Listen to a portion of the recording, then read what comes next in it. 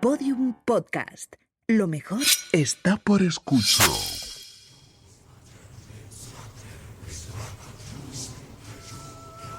Elena en el país de los horrores. Con Elena Merino en Podium Podcast.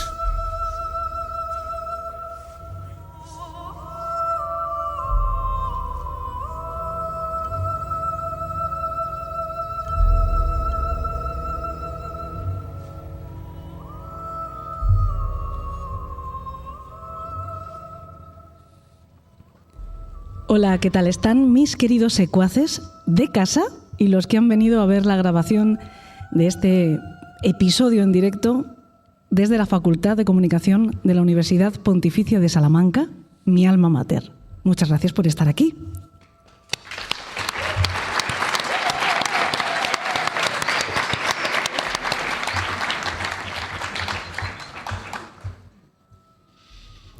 Aquí ingresé como alumna hace la friolera de 33 años, haciéndome la valiente, fingiendo que era una adulta que empezaba con avidez a devorar el mundo. Un disfraz que, por cierto, no engañaba absolutamente a nadie, para disimular que en realidad lo que era un pollito bebé, como dice Salva siempre, que había aleteado hasta alejarse más de 600 kilómetros de su nido, de la protección de su familia, de todo lo que había conocido hasta ese momento, porque desde que me topé con el lenguaje y con la escritura, por primera vez en toda mi vida, yo tuve claro que el sentido de mi vida iba a ser periodista. Esto no es una vocación, esta profesión le da sentido a una vida. Y llegué aquí para que le dieran forma a lo que yo ya tenía dentro. Y escuché sin afección el discurso que nos soltó Merallo el primer día, alertándonos de los muy poquitos que íbamos a ser capaces de sobrevivir. Al más puro estilo de la profesora de la serie Fama, lo siento, soy una niña de los 70 y de los 80, cuando decía aquello de queréis la fama, pero la fama cuesta, pues aquí es donde vais a empezar a pagar con sudor. Bueno, pues hubo sudor y hubo trampas también. Hubo sufrimiento y hubo bastante escaqueo. Hubo mucho mus también. Hubo llanto y hubo risas, pero más que nada hubo sueños, proyectos de sueño, ideales de sueños. Mi padre me prometía que mi paso por la universidad iba a ser la mejor etapa de mi vida. Y yo era bastante escéptica. Pero como pasa siempre, al final él tenía razón. Recordar la fuerza de espíritu que me movía, que tenía yo entonces, me hace sonreír. Recordar mis ensayos de adultez.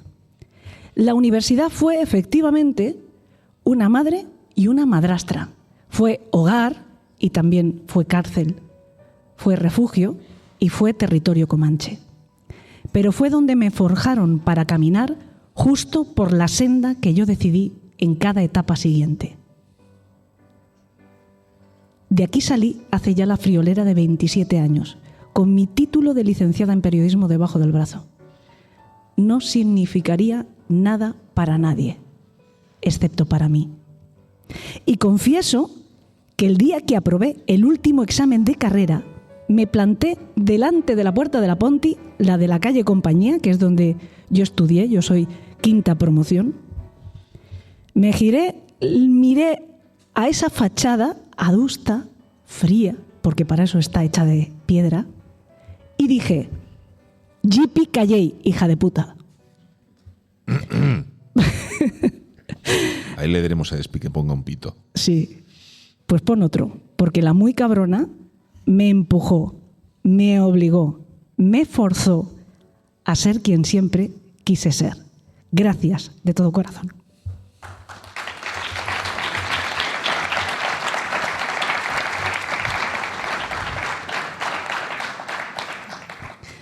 Vengo con la emoción a flor de piel. No solo por esto, sino porque venimos de Valencia. Venimos de Valencia. Yo vengo de Alicante, Salva de allí, de Valencia. Y yo no puedo parar de llorar desde hace una semana. Venga, tranquila, no pasa nada. Lo vamos a explicar un poquito. Elena, es que, bueno, como todas las personas que estamos viviéndolo directamente, pues lo estamos viviendo tan de cerca que está siendo muy difícil de gestionar. Y los sentimientos pues están a flor de piel, ¿no? Ella es de Alicante, pero yo soy de Valencia y entonces, bueno, mis hijos están barriendo el barro. Estamos teniendo una falta de ayuda importante de las autoridades. Es la gente la que está haciendo cosas por los demás. Entonces, Elena es una persona muy emotiva y muy emocional y cuando lo comentamos siempre acaba haciendo pucheros. Entonces, de aquí queremos mandarles a nuestros paisanos, mandarles un abrazo muy grande y muchos cariños, ¿no, Elena? Esto no se ha visto nunca. Es, por lo menos en mi vida, ¿no? Que son 51 años, que ya es como para presumir. Y cuando hablas con alguien más mayor que yo, tampoco lo he visto nunca. Todavía no se sabe de verdad cuánto va a costar este desastre, pero sí es verdad que nos está enseñando muchas cosas. Como decía yo antes de que empezáramos a grabar, lo mejor y lo peor del ser humano. Me quedo con lo mejor. Me quedo con la otra riada, la de la gente que se ha volcado de toda España, no solo de Valencia. Lo que pasa es que la gente joven de allí pues tiene la posibilidad de desplazarse todos los días y nos está dando una lección moral que yo estoy feliz de recibir cada vez que veo esas imágenes. Pero es muy, muy doloroso lo que está ocurriendo. Y bueno, afortunadamente, la mayoría de nosotros somos empáticos. De la empatía hablamos muchas veces en el País de los Horrores. La mayoría de nosotros estamos viviendo con ellos. Bueno, no con ellos. Nosotros estamos infinitamente mejor, ¿no? Pero es una suerte ser empático y sentir en el fondo de nuestro corazón como si estuviéramos allí el dolor, porque también hace que nos movamos, y aquí mismo en este hall se está recogiendo donativos para ayudar a las personas, a los damnificados por esta maldita riada catastrófica. Así que yo, antes de empezar el programa, si me permitís, solo quiero decir una cosa. Visca Valencia, amunt Valencia.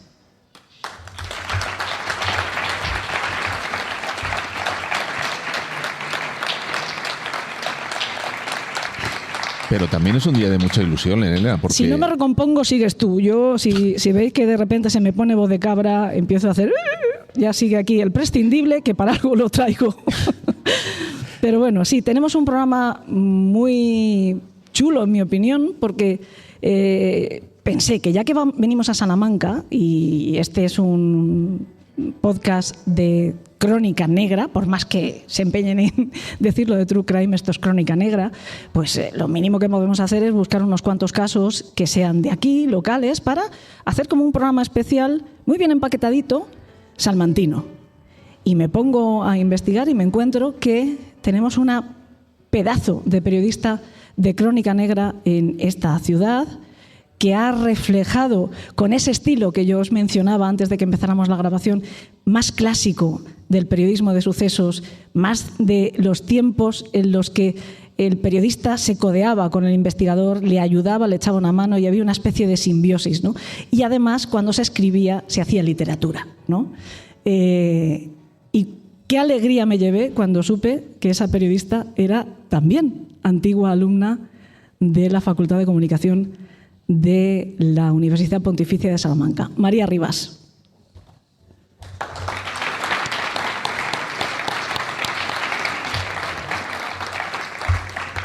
María Rivas, que he tenido ocasión de hablar, hoy nos hemos puesto cara y físico, esas 3 dimensiones, bueno, 4 más, de las que hablábamos antes, nos hemos podido tocar, pero hemos hablado un par de veces antes, y es una especie de alma gemela. He de decir que mucho más joven que yo, mucho más joven que yo, pero es una especie de alma gemela que tenemos casi un aprendizaje común, similar, los mismos ídolos, salvo algunas excepciones, pero que aún así respetamos perfectamente como profesionales. María, bienvenida a Elena en el País de los Horrores. ¿Qué tal? Bueno, lo primero, muchísimas gracias por haberme traído, porque siempre es un placer que nos reunamos todos para hablar de lo que más nos apasiona, que es, bueno, lo que tú decías, el periodismo de sucesos, y además tratado desde una perspectiva clásica que a día de hoy pues se está perdiendo, por desgracia, y siempre es alentador encontrarnos entre nosotros y mantener viva esa llama en lo que al tratamiento del periodismo de sucesos, de los crímenes y la crónica negra se refiere, ¿no?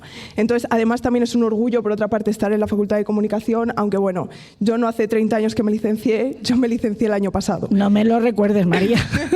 Entonces, bueno, aún está tierno todo aquí en la facultad, aún, bueno, los profesores se siguen acordando de mí, entonces, bueno, es un auténtico orgullo venir a hablar de lo que más me gusta en esta vida, que es el periodismo y el periodismo de sucesos, concretamente. Te voy a decir que es que los profesores, por lo menos los de radio, son una cosa sobrenatural, porque se acuerdan de ti, pero lo raro es que se acuerdan de mí. Si se acuerdan. Pero bueno, María, descubrí, como te digo, antes... Ha habido varias anécdotas graciosas desde que hemos empezado a tratar tú y yo. Una de ellas es que ya alguien predijo que esto iba a ocurrir. De hecho, hemos Nostradamus, que... ¿no? Fue Nostradamus. El Nostradamus salmantino, Diego de Torres Villarroel. Hay que decir que es que María es una versión morena tuya, ¿no? Casi. Sí, pero es mejor que yo, ¿eh? Tiene mucha más soltura, mucha más labia, y no has leído lo que yo, porque a ti te he ocultado la información para que esto fuera más fresco, pero es bastante mejor que yo. Pero te decía que ese periodismo clásico que nos gusta a las dos, creo que todavía tiene un reducto donde se pueda desarrollar, que es el podcast, que lo podemos cocinar un poquito a fuego más lento, ¿no? Aunque es verdad que hoy tenemos un cierto límite de tiempo, pero vamos acumulando ciertos retrasos por ajustar la técnica, etcétera, y tenemos que ir un poco rápido, porque a mí siempre me pasa lo mismo en los directos, y es que no quiero que queden vacíos de contenido, quiero que la gente que viene a vernos se lleve la sensación de saciedad, ¿no? Y entonces me paso. Hago unas escaletas que es como para 2 días de radio, más o menos. Los maratones que decís que hacéis a final de curso, ¿no? Pues me tenéis que haber invitado ese día, porque tengo mucho contenido hoy para ofreceros. El primero es el de María, que yo le pedí que hiciera una selección de sus crímenes, digamos, favoritos, haciendo también un pequeño homenaje a Margarita Landi, utilizando esa frase, ¿no?, que es el título de sus libros. Y me dijo, tengo muchísimos. Y entonces le dije, vale, pues no pasa nada, hacemos 2 programas. Hoy y la semana que viene María vuelve a estar con nosotros en el programa que hacemos para mecenas, contándonos aquellos crímenes que se han seleccionado para ese programa, porque vamos a intentar que no quede ninguno en el tintero de los que has elegido para este primero. Exactamente. Me decías que, pues por empezar de alguna manera, aunque nos vamos a reservar uno para el final, para acabar el programa, o sea, María va a seguir con nosotros todo el programa, con el resto de invitados también, pero hemos dejado uno con sorpresa para el final. Entonces, cronológicamente, salvando ese que contaremos al final, empezaríamos por el que podemos titular genéricamente el crimen del buzón. Del buzón, no, del bufón. Sí. Mira, ya estoy haciendo yo el bufón por mí misma. El crimen del bufón. Sí, el crimen del bufón, además, bueno, antes de comenzar con esta ristra de casos de crónica negra salmantina, me gustaría aclarar y reivindicar un poco que en Salamanca ha habido casos muy interesantes, que sabe Dios por qué, han quedado sepultados en la historia, en los anales de la historia, y creo que nos corresponde un poco a nosotros, a los periodistas, ahondar en la hemeroteca y rescatarlos para que la gente sepa que en Salamanca sí que ocurren este tipo de casos, ¿no? Y sí que han ocurrido, y que no son únicamente propios de Estados Unidos, del estado de Wisconsin o de Wyoming, y que aquí también hemos tenido verdaderos monstruos que han llevado a cabo crímenes atroces que, bueno, pues eso, han quedado olvidados. Y vamos a comenzar, como decías, con el que podríamos denominar como el crimen del bufón. El bufón se llamaba Francés de Zúñiga y era bufón ni más ni menos que en la corte de Carlos V. Creo que no hace falta explayarme en exceso en lo que consistían las labores de los bufones, pero básicamente eran personas que tenían un verdadero ingenio para escupir veneno y reírse de la gente por bien sus condiciones físicas o por características que llamaban mucho la atención. Me temo que de eso tenemos mucho hoy en día, aunque no les pagan por ello. No, sí, pero además España como que tiene mucho don para esto de los bufones, ¿no? Se mantiene, sigue siendo algo importante. Es otra cosa que estamos viendo mucho esta semana. Efectivamente. Me temo. Y bueno, Francés de Zúñiga se hizo bastante conocido hasta que empezó a faltarle el respeto a la abuelastra de Carlos V, que además era su amante, curiosamente, tratándola y llamándola de obesa, pero con unas formas un poco sutiles que intentaba camuflar la falta de respeto. Tal fue el hartazgo por parte de Carlos V que Francés de Zúñiga acabó siendo despedido del Palacio Real y volvió a la que era su tierra natal, que es Béjar. Él era bejarano. Estuvo un tiempo en Béjar hasta que una noche, paseando por el que era por entonces Béjar, os podéis imaginar que no era nada de lo que es a día de hoy, alguien, no se sabe si uno o varios perpetradores, le cosieron a navajazos en la cabeza, en los brazos, en las piernas, pero no le dieron muerte. Simplemente Francés de Zúñiga acabó ensangrentado en la calle hasta que unos guardias le encontraron. Le llevaron a casa y él aguantó 3 días vivo, desangrándose, y intentaron mantenerlo vivo, además consciente lo máximo posible, para que éste pudiera delatar la identidad de sus asesinos, ¿no? o de los que le habían atacado. Finalmente, Francés de Zúñiga acabó falleciendo. No sabemos, dada la antigüedad del crimen, no sabemos si finalmente se abrió una investigación para dar con los asesinos, pero lo que sí sabemos es que a día de hoy no se conoce quiénes fueron sus atacantes, tampoco sabemos cuál fue el móvil que les llevó a perpetrar tal acto y además, bueno, en su momento se abrieron varias hipótesis, varias líneas en las que se decía, bueno, ya sabéis cómo funcionan las malas lenguas, ¿no? Se abría o se barajaba la posibilidad de si bien había sido por haber insultado a gente bastante importante en la España de la época, o bien porque era una persona que, claro, con tantos años de carrera dedicándose en las altas alcurnias a esto de la bufonería, pues había acumulado enemigos y finalmente le habían dado muerte, o por la cantidad de tierras que él tenía y la cantidad de propiedades. A día de hoy no sabemos cuál fue el móvil del crimen, tampoco quiénes fueron los perpetradores, pero lo que sí sabemos es que a día de hoy los relatos que quedaron reflejados de lo que hacía Francés de Zúñiga sigue provocando mofa y risa de los que eran sus coetáneos. Hombre, la pinta, por lo que cuentas, la pinta que tiene es que alguien se la tenía guardada, ¿no? Probablemente, yo lanzo mi hipótesis, veracidad histórica ninguna, ¿no? Pero por confabular, bueno, que no quede, yo creo que fue una conspiración desde la propia sociedad de la corona del momento, que claro, tuvieron que darle muerte porque había insultado y había faltado mucho al respeto. Gordofobia prehistórica. Efectivamente, prehistórica, bueno, no me atrevería yo a calificarla de prehistórica, pero sí, de su momento sí, perfectamente, sí. Además era una persona que era muy astuta en lo que a falta de respeto se refiere, entonces claro, eso levantaba asperezas. Yo me voy a permitir ser conspiranoica porque hablamos del siglo XV, ¿no? Efectivamente, Carlos V. ¿Por qué no? Porque tenía información que no debía de conocer. Es otra de las hipótesis. Mira, yo creo que si se reabriera el caso, aunque bueno, desgraciadamente solo tenemos... Igual ha prescrito un poco. No, igual ha prescrito demasiado, diría yo, ¿no?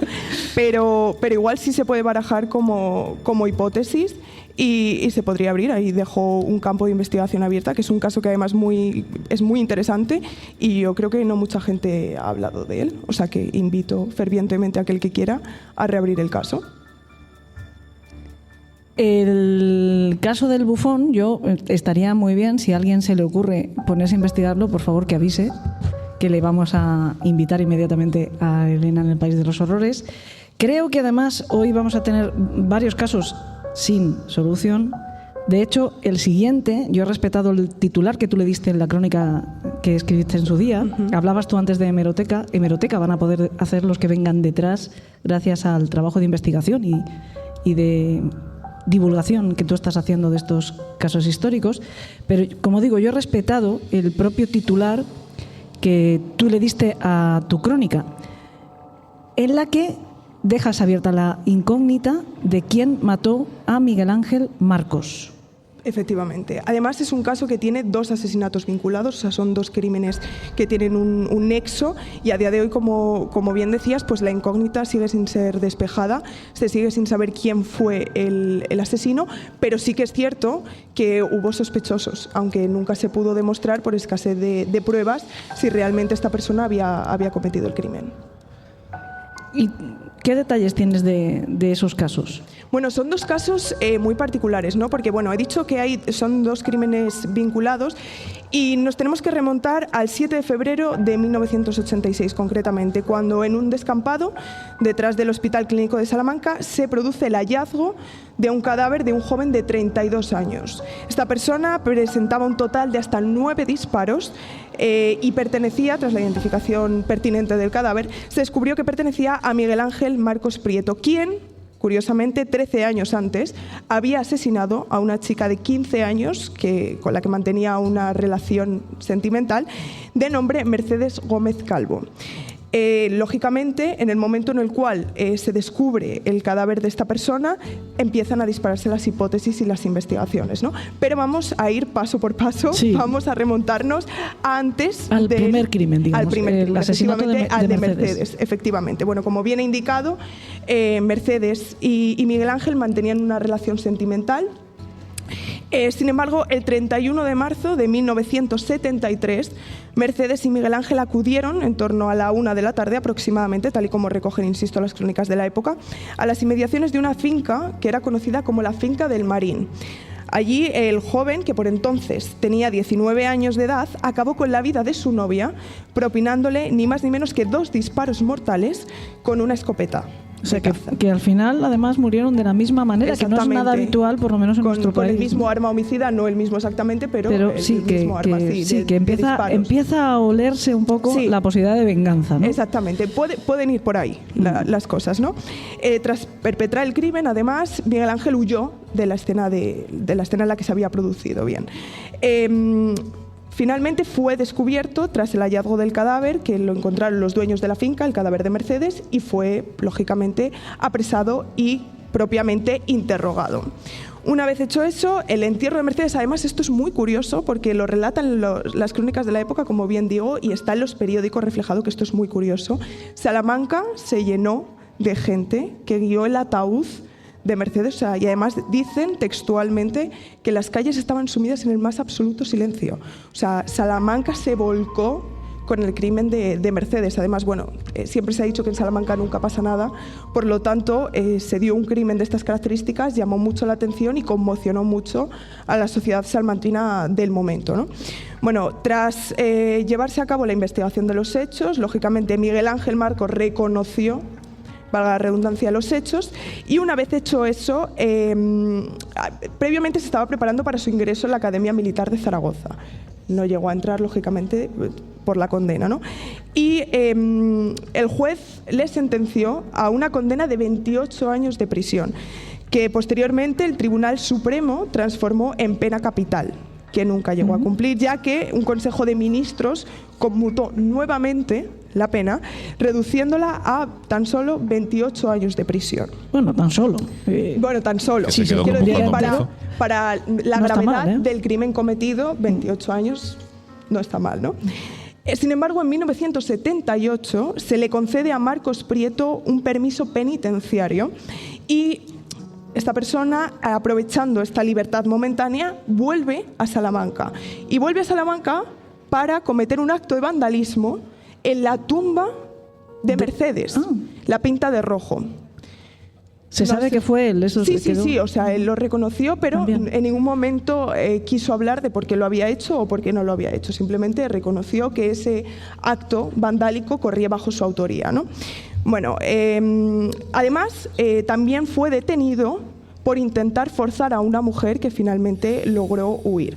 A la luz de estos hechos, se sometió a este señor a un examen psicológico para ver cuáles eran su situación mental y el porqué, intentando buscar, quizá inútilmente, una respuesta al porqué de sus comportamientos, ¿no? Bueno, voy a leer textualmente porque creo que es importante atenernos a los hechos tal cual y leer, cuando estamos hablando de algo tan grave, leer tal cual lo que se relató, ¿no? Los citados resultados describían a Marcos Pérez como una persona de carácter enigmático, silencioso, sombrío y antisocial. Matizaban, además, que padecía una patología que le generaba una serie de impulsos que era incapaz de controlar, y añadían que tenía rasgos de una personalidad paranoide y esquizoide. Concluían asegurando que Marcos Pérez poseía una tendencia criminal elevada y ponían en duda si era consciente del delito por el que se le había condenado, ya que su paranoia le generaba una culpabilidad que creían no alcanzaba a comprender del todo. Lógicamente, con este conjunto de características, pues bueno, nos podemos hacer una idea de que, claro, lógicamente era culpable de lo que había cometido, ¿no? A pesar de que se demostró en su momento. Sin embargo, en el 7 de febrero de 1986, apenas un año después de su salida de prisión, su cuerpo sería hallado sin vida, como hemos dicho al principio, en un descampado detrás del Hospital Clínico de Salamanca. Que es muy cerquita de aquí, Es entiendo. muy cerca de aquí, efectivamente. Apenas unas horas después, un par de horas después de producirse el hallazgo del cadáver, se procedía a la detención de Eloy Gómez. ¿Quién era Eloy Gómez? El padre de Mercedes, la víctima, la primera víctima. La primera víctima. Bueno, primera y segunda, sí, casi del segunda acto víctima, ¿no? vandálico, Por lo menos exactamente. su tumba. Exactamente. Durante el registro en busca de pruebas que le pudieran vincular, porque lógicamente los investigadores apuntaron a una posible venganza, como bien has señalado Claro. tú al principio, ¿no? Entonces empezaron a inspeccionar primero el domicilio y segundo la ropa que portaba en ese momento Eloy. Y dieron, concretamente, con una pistola marca Star calibre 9 milímetros, que concretamente eran las balas que se habían Coincidía. encontrado, los casquillos de bala que se habían encontrado junto al cadáver de Miguel Ángel. Además, en uno de los bolsillos se interceptó un cargador del mismo calibre que estaba vacío y que era inservible para la pistola que en aquel momento llevaba consigo. Lógicamente, nunca se llegó a demostrar nada y a día de hoy el crimen de Miguel Ángel sigue siendo una O sea, incógnita. sí se le encontró un arma que era compatible con el arma empleada en este crimen, pero no se lo que entiendo que se demostraría es que no fue. No fue. Era compatible, pero no era el arma Y homicida. además es muy curioso, y creo que es importante además que estamos en la Facultad de Comunicación remarcarlo, el impacto mediático que tuvo el caso, porque nadie en la sociedad salmantina veía capaz a Eloy de haber cometido un crimen por venganza.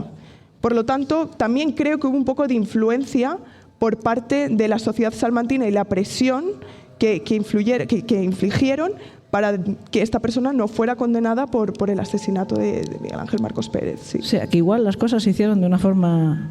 En fin, no se sabe muy bien. Nunca, ¿no? a día de hoy no se sabe quién le mató y el crimen sigue siendo una incógnita. Como digo, casi todos los casos que vamos a tratar aquí son crímenes con bastante incógnita, o eso que normalmente llamamos crímenes sin resolver. Que, por cierto, yo no sé si alguna vez lo he dicho en el propio podcast, normalmente los crímenes sin resolver son los que más gustan a la gente. Además, generan como una especie de adicción. Determinados crímenes sin resolver o con lagunas o que no te encajan mucho, generan una especie de enganche a ellos, ¿no? O sea, quien le gusta un determinado crimen sin resolver, lo sigue continuamente en cualquier medio en el que se hable de él. Y son los que menos me gustan a mí. Yo creo que no me gustan nada los crímenes sin resolver porque me generan ansiedad. No, pero siempre tienen ese matiz que Sí, de levanta la misterio. curiosidad, claro, de misterio, efectivamente. Y Pero el es que misterio... yo el misterio lo encuentro en otros lugares cuando hablamos de Crónica Negra. Bueno, aquí cada uno tiene su perspectiva, Efectivamente. cada uno, para gustos los colores, como se dice. Efectivamente. Como decía, hay un tercer crimen de momento, guardándonos el último para el final del programa. No me digas, lo mataron de 21 escobazos. Porque el primero lo han matado 17 puñaladas, el segundo 9 tiros. 9 tiros son, ¿eh? El Son unos tercero. cuantos. Hay Por un eso digo que va cierto ensañamiento. de a saco la cosa, o sea, de asegurarnos bien. El último crimen del que vamos a hablar, por cierto, que yo hice consulta a nuestras propias fuentes, que las tenemos, para ver si había habido una investigación años después sobre este caso, y es así, sí que la hubo, pero desgraciadamente no se encontró ningún hilo nuevo del que tirar, aunque como pasa tantas veces, hay un sospechoso muy claro, igual que en el caso que acabas de contar de Miguel Ángel Marcos, pero no hay manera de demostrar, sobre todo porque en este caso esa persona sospechosa, especialmente sospechosa, se marchó del país, le dio tiempo a desaparecer, digamos, y ya no hubo manera, que es el que genéricamente, es que nos gusta a los periodistas poner titulares Sí, con sí, los sí. que consagrar Es para algo la eternidad inherente a los la crímenes, ¿no? profesión. El crimen, el asesinato del pianista, como si hubiera sido el único pianista, ¿no? El asesinato del pianista. Sí, bueno, como bien indicabas, la época, o sea, las crónicas de la época, que yo siempre lo digo, pero claro, al estar tirando de hemeroteca, lógicamente te tienes que atener a lo que contaban las crónicas de Claro, la época, ¿no? efectivamente. Lo bautizaron como el crimen del pianista. Además, fue un crimen que conmocionó también a la sociedad salmantina. Hubo Y aquí hay incluso un tirón de orejas a la profesión que podemos dar. Llegado el momento. Sensacionalismo, que es algo de lo que cojeamos siempre, pero además como que se intentó por parte de la prensa interrumpir un poco la investigación, porque como había tanta hambre de saber en la sociedad salmantina, pues los medios de comunicación en cierta parte se aprovecharon de ello, que eso no está del todo bien, y como tiraron de fuentes, sacaban datos que no tenían que haber salido a la luz. Eso se ha hecho toda la vida, ¿eh? En el crimen de la Dalia, hasta los propios periódicos. Que se haya hecho toda la vida no significa que sea correcto. Pero quiero decirte que no es una novedad en la historia. No es una novedad, es una desgracia con la que tenemos que cargar los periodistas. Si no hay noticia, la creamos. Antes hablábamos María y yo, y creo que estábamos de acuerdo en una cosa, de todas las asignaturas, distinto currículum el suyo del mío, pero bueno, al fin y al cabo coincidimos en muchas cosas, ¿no? Porque la enseñanza de esta profesión, pues al final tiene que tener unas bases. Pero las dos coincidíamos que la asignatura más importante de toda la carrera, que mientras la estudias no se la das, pero es la más importante de toda la carrera, es deontología profesional. Por lo menos para quienes quieran dedicarse a esta especialidad. Porque además es lo que siempre se evita, desgraciadamente, ¿no? La deontología profesional. Así, hablando de titulares, con grandes titulares, puesto en el cabecero del ordenador. Yo era muy de ponerme frases escritas que me alentara en el estudio, etcétera. Bueno, pues deontología profesional, eso es la clave. Y desgraciadamente, como vemos mucho en esta especialidad, no siempre se observa. Además hay un problema, perdóname que lo añada antes de comenzar con este caso, que es que el periodismo de sucesos siempre se liga a esa falta de deontología profesional. Y bueno, siempre quedamos algunos que intentamos luchar. Bueno, también somos muchas veces el chivo expiatorio, ¿eh? Sí, no, por supuesto, porque los de sucesos hacemos los que otros ni quieren ni saben hacer. Y eso es muy importante tenerlo en cuenta, que muchas veces pues eso, somos chivo expiatorio, cabeza de turco y... De todas maneras, a eso de faltar a la verdad, la prensa amarilla os gana de largo, ¿eh? Sí, bueno. Pero eso mucha gente no lo ve. Porque como nosotros, y voy a decirlo fríamente, nosotros tratamos con fallecidos, con muertos, pues somos como la diana fácil a la que atacar, y gente ni siquiera formada en este ámbito profesional se cree con la potestad como para juzgar cómo tratamos nosotros la información, ¿no? Y es un tratamiento de información muy delicada, sí, que hay que tener muchas tablas para poder hacerlo bien, ¿no? Y somos, pues eso, el blanco fácil ya no solo por compañeros periodistas, sino también por la propia sociedad. Por lo tanto, hay que tener una entereza. Y venga, vamos a decirlo todo, aunque sea comprometido. A veces, por quien ha metido la pata. Por supuesto. Es mucho más fácil echarle quitarse la culpa muerto, nunca mejor dicho, al cartero que lleva y trae, ¿no? Sí. Que somos siempre los periodistas al final. Bueno, pero dicho esto, yo me quedo de todas maneras con entonar el mea culpa, porque los primeros que lo hacemos bastante mal a veces somos nosotros, pero bueno, el abanico es amplio, ¿no? En este caso en concreto, yo he leído cosas que hoy en día creo que serían imposibles, porque afortunadamente las cosas han mejorado bastante. Sería imposible encontrarte en una crónica de sucesos, porque además no le importan a nadie. En todo caso, es una información útil para la investigación, pero el resto no tiene por qué conocer determinados detalles, y menos cuando era evidente que la propia víctima no quería que se supieran, ¿no? Pero bueno, vamos en vez de hacer tanto gancho y tanto clickbait, como se dice ahora, vamos directamente a la crónica de Bueno, los vamos hechos. a hablar, pues como bien indicabas, del crimen del pianista. Es un crimen que acaeció en 2001 aquí en Salamanca y tuvo como víctima, vamos a ponerle el nombre al pianista para no referirnos a él todo el rato como el pianista, tuvo como víctima a José María. Era una persona bastante solitaria, bastante introvertida y bastante suya, en el sentido de que no solía compartir con sus allegados detalles de su vida personal. Esto es importante porque luego veremos cómo esto influye en la investigación de la propia policía. Además, es un caso muy curioso porque no hay testigos visuales, no hay gritos, pese a que el asesinato se cometió en un bloque de edificios, y nadie vio nada ni escuchó absolutamente nada. Y esto, dado a la brutalidad con la que se cometió el crimen, es bastante extraño, es bastante interesante y curioso a partes iguales. Todo esto ocurrió el 24 de febrero de 2001, como bien os indicaba, y además el hallazgo del cadáver, para remontarnos y empezar bien desde cero, se produjo 24 horas después de su asesinato. Se le encontró en su domicilio completamente desnudo y cubierto con una manta a los pies de su cama.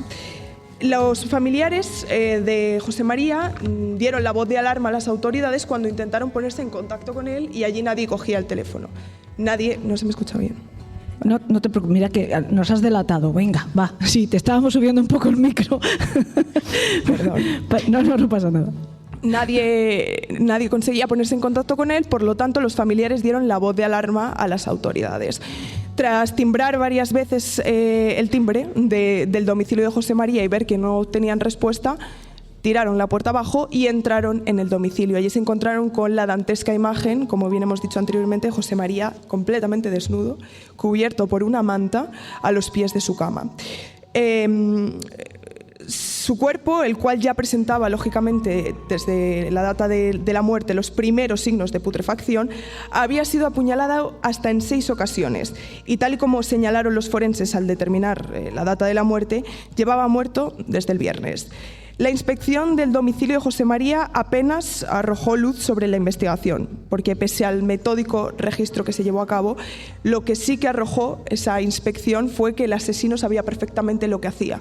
No había absolutamente rastro de nada, ni rastros de ADN, nada. De hecho, solo había 2 huellas, que eran 2 huellas parciales, que no pudieron ser cotejadas con las de ningún sospechoso y, por lo tanto, se sabía que no pertenecían a la víctima, pero nunca se llegó a despejar la incógnita de a quién pertenecían esas huellas parciales.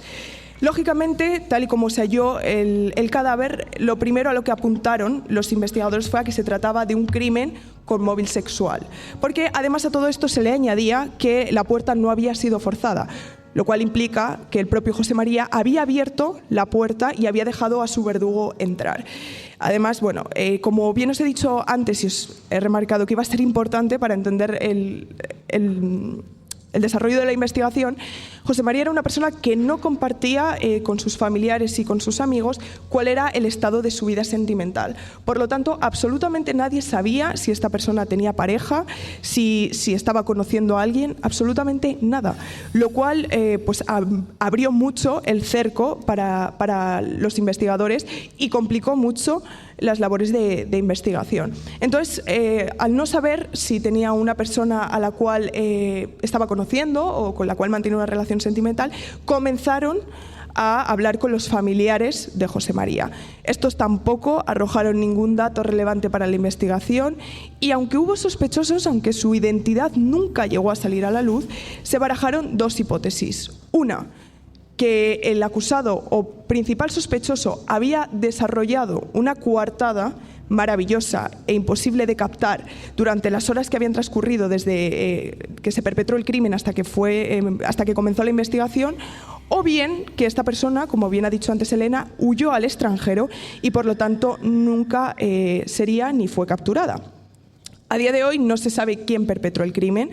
A día de hoy este crimen sigue siendo una incógnita y además se le añade que la persona que perpetró el asesinato con tanta brutalidad era una persona que limpió a fondo el domicilio en el que se cometió el atroz hecho para que no quedara huella alguna, bueno, huellas sí quedaron 2, ¿no? Pero no quedara rastro de lo que había hecho y para que nadie pudiera delatarle, porque había muy pocos vecinos en el bloque de edificios el día que se cometió el crimen y ninguno de ellos ni vio ni escuchó nada. No escucharon gritos, no se vio a nadie salir de la calle, de ese domicilio ubicado en la calle Forjadores, manchado de sangre, que sería lo propio después de cómo se había producido el asesinato. Por lo tanto, son muchas incógnitas y mucho misterio el que rodea a este crimen que en su momento tuvo mucho impacto mediático y, como hemos dicho, fue bautizado por la prensa como el crimen del pianista. A mí, bueno, aparte de este caso, yo anoche salí a dar un paseo por la Plaza Mayor y vi una placa que decía, que me dejó con el misterio. O sea, digo, a ver si me lo podéis aclarar vosotras. Aquí murió una mujer, ¿no? Aquí murió una mujer. Y es que es un poco escueto, ¿eh? O sea...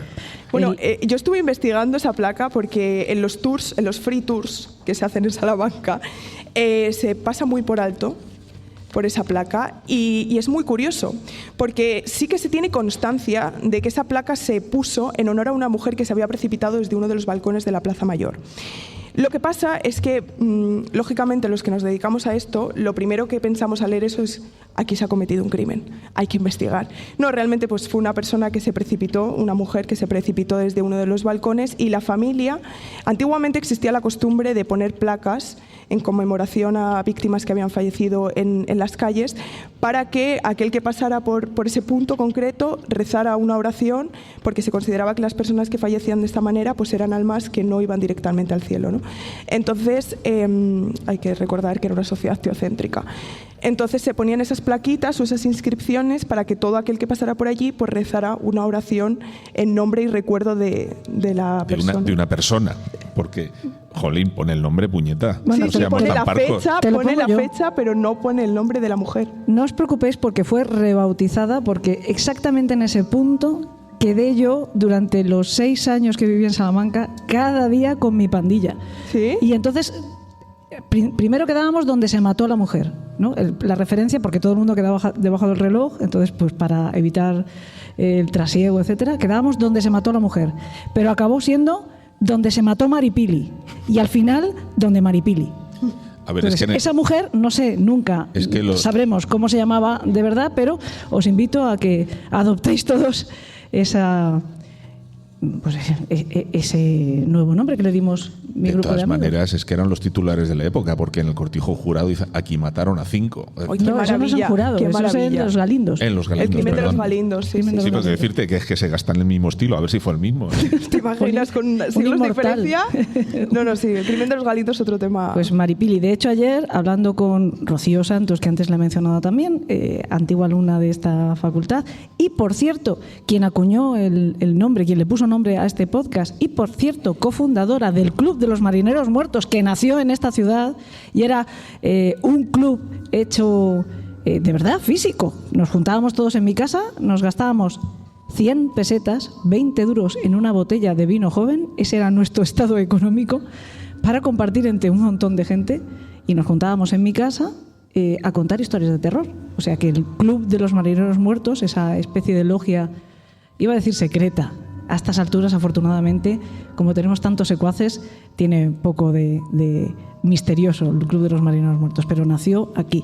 Bueno, pues Rocío, cuando le dije: oye, ya voy para Salamanca, tal, ¿a que no sabes de qué crímenes vamos a hablar? Me dijo: Maripili, directamente, me dijo Maripili. Pero bueno, ya nos ha aclarado María que no hay crimen detrás de la inscripción de aquí se mató una mujer, ruéguese a Dios una oración por su alma.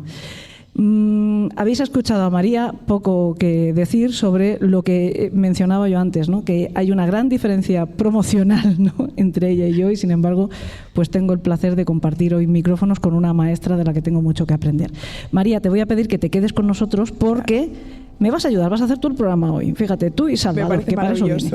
Porque quiero darle ya la bienvenida a un paciente invitado que ha estado esperando a que le diéramos paso, que es Javier de Santiago, director de la Unidad de Análisis de la Conducta Criminal de la Universidad de Salamanca. Yo siempre que tengo ocasión me gusta poder hablar con responsables, como es el caso de Javier, de centros donde se dediquen a la propia investigación en estos temas, porque todos, como ha dicho antes María, ¿no? Tenemos referencias de crímenes ocurridos aquí, allá, en Estados Unidos. Todos tenemos el CSI por las series, mentes criminales, la perfilación. Y nos pensamos que en España no sabemos de esas cosas. Y sí, sabemos mucho más. De hecho, también lo hemos dicho muchas veces en el programa, nosotros estamos dando clases al FBI muchas veces, ¿no? Javier, muchas gracias por venir. Bienvenido a Elena en el País de los Horrores. ¿Cómo estás? Muchas gracias, Salva y compañeros. Pues bueno, bien.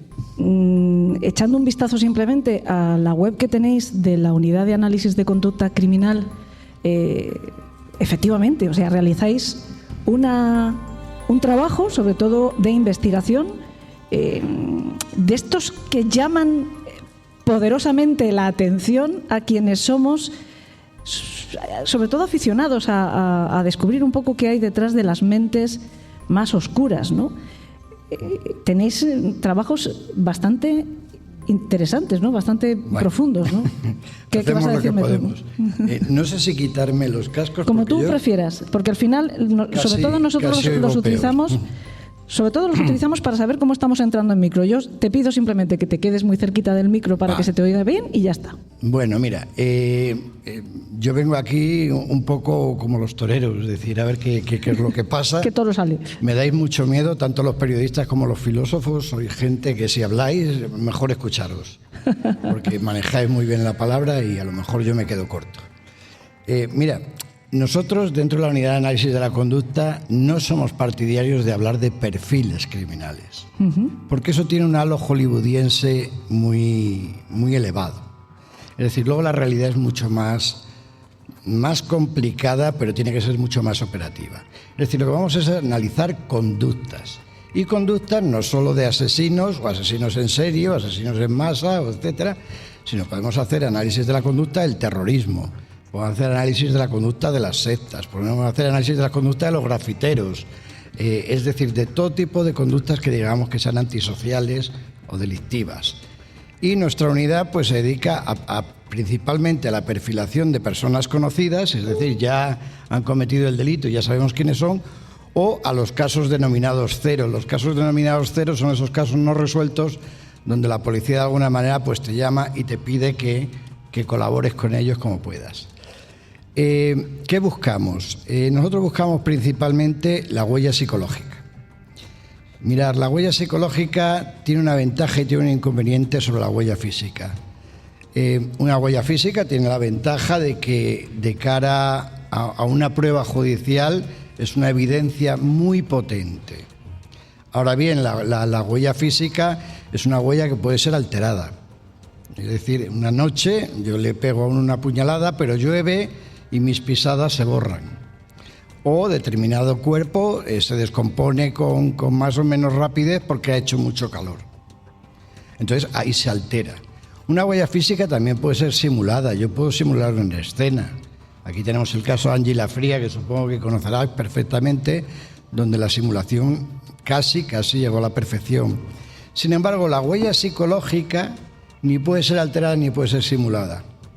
No tiene la ventaja de la huella física, de que tiene un poder probatorio muy grande, pero sí tiene la ventaja de que es inalterable. Lo que ha ocurrido ahí no es borrable. Yo desconocía el crimen del bufón y por defecto profesional, según estaba escuchando lo que contaba la compañera, digo, hombre, sicariado no es, porque hubiera sido un crimen bastante más instrumental, es decir, sorábana y puñaladas, era una cosa muy expresiva. Él o los asesinos que lo han hecho queriendo saber que ellos hacían eso, que el otro supiera que ellos se lo hacían y que sufriera. O sea, ahí había una intención clara de sufrir. Y tampoco, es decir, si hubiera sido una cuestión de vamos a liquidarlo porque hay un secreto, hubieran ido directamente al cuello y adiós muy buenas. O sea, que he fallado estrepitosamente, ¿vale? No. Oye, no sé. Yo me estoy comiendo aquí la cabeza y digo que por defecto profesional, yo estaba ahí pensando. Oye, que para eso me puedo también yo matricular el máster vuestro y aprender, y a partir de entonces ya no ponerme de evidencia yo. Pues mira, una de las materias que hay es, por ejemplo, la comunicación con los periodistas. Los periodistas, evidentemente el código ontológico es enorme, podéis facilitar una investigación sobremanera y podéis obstaculizarla sobremanera. No es la primera investigación que se va al traste porque se ha colado una noticia que no se debía haber colado. Y viceversa, hay periodistas tremendamente serios que han encauzado investigaciones y abierto nuevas líneas. O sea que hay una línea ahí que bueno, ahí yo la dejo porque sabéis más, que es compleja. Bueno, sabemos más, sabemos que efectivamente hay veces que desde el periodismo se colabora con las fuerzas y cuerpos de seguridad porque se pide que se cuente determinada cosa que va a provocar el accidente, entre comillas, del perpetrador y va a facilitar que le atrapen. Pero quizás sean los menos de los casos. Otras veces somos nosotros los que destapamos también el crimen, ¿no? Me viene a la cabeza el Matancianas de Santander, que es, yo creo que archiconocido por todos, que estaba pasando muy desapercibido porque creo que se prejuzgaba de alguna manera a las propias víctimas. Se entendía que eran mujeres mayores, que a lo mejor les había llegado el momento, ¿no? Hasta que la hija de una de ellas dijo, no, esto no puede ser. Pero bueno, son historias que al final lo que nos vienen a recordar es que estamos condenados a entendernos y afortunadamente, ¿no? Sí, y evidentemente en un análisis criminal de los reales, de los auténticos, tiene que trabajar un equipo multidisciplinar enorme, donde hay cabida para el periodismo. Es decir, Marlaska, cantidad de gente que conocéis, son gente muy seria que trabaja muy de la mano de los policías y viceversa. Sí, es cierto. decir, que no es... Pero fíjate, en esa comunicación, por ejemplo, con un delincuente o sobre todo con un delincuente que haya sido un asesino, que se esté detrás de él, el conocer la personalidad indirecta de este sujeto y contar con un periodista que le transmita a él los mensajes, eso es oro. Sí. A la hora de negociar con un yihadista, con una persona tremendamente radicalizada, los mensajes en el periódico son una bala estupenda. Es decir, imaginar un sujeto muy narcisista, muy paranoico.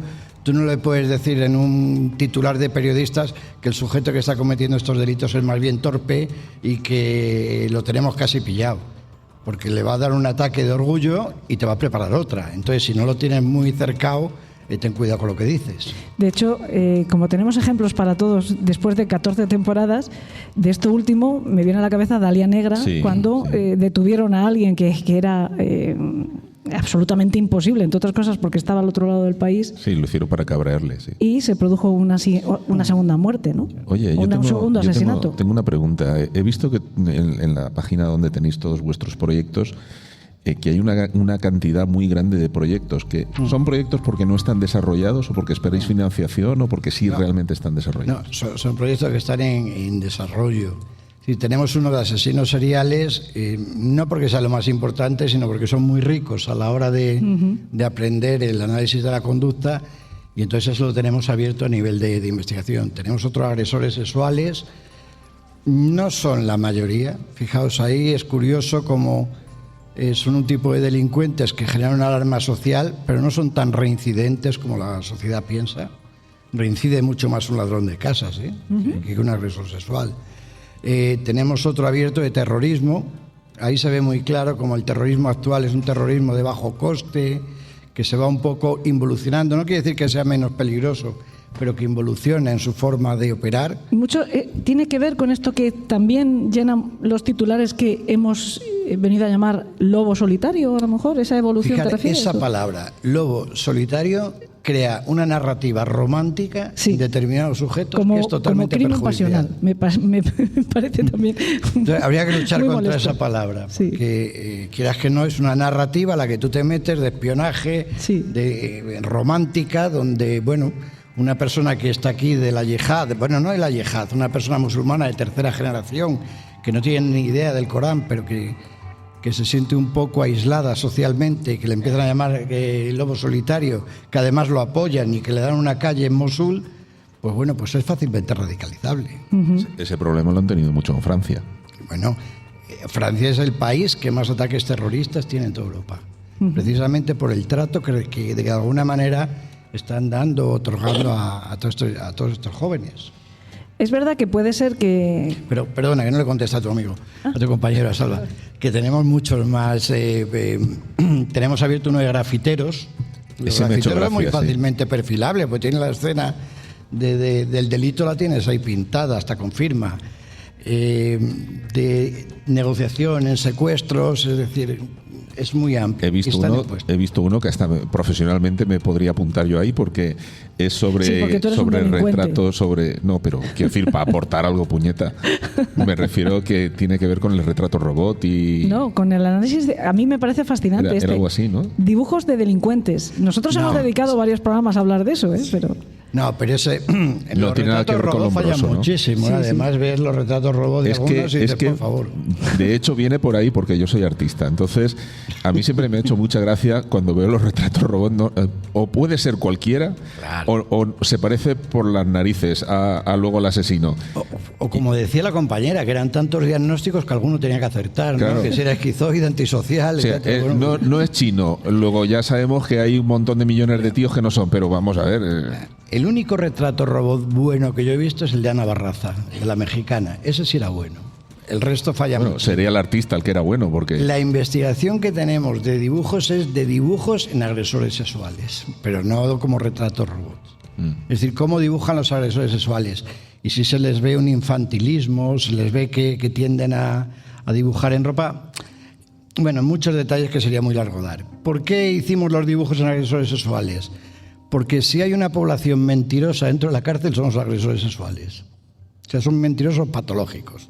Entonces, por más que le entrevistas o las encuestas o tal, es muy raro que te digan la verdad. Entonces hay que buscar canales un poco más sutiles para llegar un poquito a ver un poco cómo son. a ver, es que en mi profesión, por ejemplo, la expresividad de la intención tiene más que ver con la manera en que dibujas un personaje, ¿no? La expresividad, me refiero a la expresión corporal, ¿no? Claro. Tiene más que ver incluso con los rasgos faciales. Sí, por ejemplo. Salva, es que si nos metemos ahí, Ya. el podcast lo derivamos, pero que me encanta porque además que, hombre, si tú eres artista y tal, pues podemos quedar en otro momento y yo te enseño los dibujos y lo veis. Algunos son terribles y otros son simplemente dibujos normales, como podría hacer cualquier persona.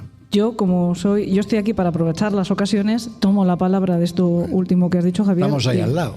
Y por favor, de hecho, yo quiero que esto sea pues una toma de contacto, una presentación de la unidad de análisis de conducta criminal que vienes a representar, pero me gustaría que se convirtiera casi en un hábito que pasaras por aquí a hablarnos sobre todo de la... No, ya no te asustes, lo del Si hábito es pierdo una el miedo, exageración. pues a lo mejor Es una este miedo exageración. escénico. Pero por favor, como nosotros tenemos intención de estar aquí mucho, no en Salamanca, sino funcionando como podcast muchos años más, que vinieras a contarnos en más ocasiones algunas de las conclusiones de estas investigaciones, porque es verdad que tal vez llama particularmente la atención las de asesinos en serie, etcétera, porque al final son personajes, entre comillas, que son los más recurrentes en los podcasts, lo que los periodistas siempre tratamos de exprimir más, pero sin embargo a mí quizá el bloque de investigaciones que me ha llamado más la atención sea el de dibujos de delincuentes violentos o sexuales, como nos aclaras, el grafiteros,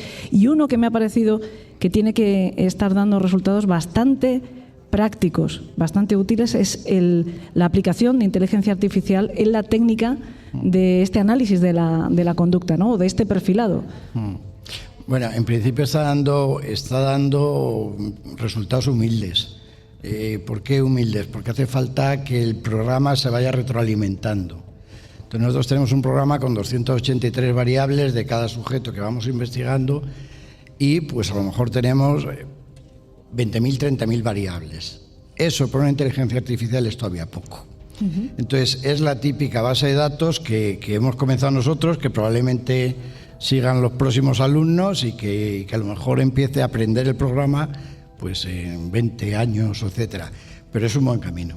Bueno, la 20 piedra años. está puesta y... No, pero de todas maneras lo de más las IAS va a increíble- toda leche. Eso te iba a esa, decir, lo no- más increíble de las no es inteligencias exponencial, ¿eh? artificiales que es imposible prever la rapidez de aprendizaje, porque antes hemos mencionado, de nuevo, fuera de micros, en la presentación que nos han hecho, jolín, cuántas cosas hemos contado antes, ¿eh?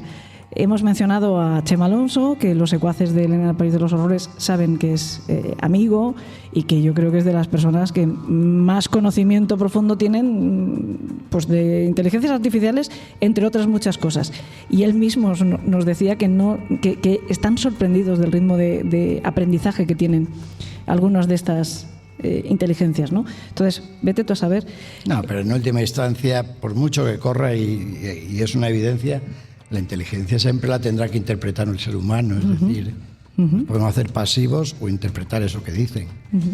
Tampoco me gustaría a mí que corriera tanto. Yo Sí, soy pero- muy aristotélico, muy platónico en ese aspecto. Fíjate que las cartas del zodiaco, las que están codificadas, Sí. llevan un montón de años pegando vueltas pasando de manos en manos. Aún falta alguna por decodificar y la última ayudó una IA también a solucionarla. O sea, ¿Sí? sí. Sí. En la unidad, otra de las cosas que hacéis es impartir formación. Sí, impartimos formación tanto a miembros de seguridad del Estado como a gente que quiere hacer el máster.